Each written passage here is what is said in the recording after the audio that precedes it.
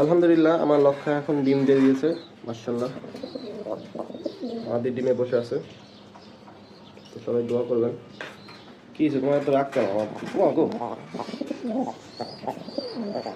তুমি দেখতে এত সুন্দর, কাজের বেলা এত এগ্রেসিভ কেন? হুম?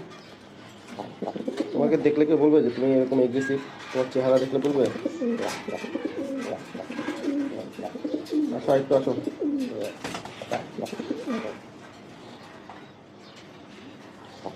এই অবস্থা। ওই ওই ওই ওই ওই ওই ওই ওই কুটুমুটু কুটুমুটু কুটুমুটু কুটুমুটু কুটুমুটু আদর আদর খাবো। আদর আদর আদর আদর হবে না? বাবা, ঠিক আছে, সরি সরি সরি সরি।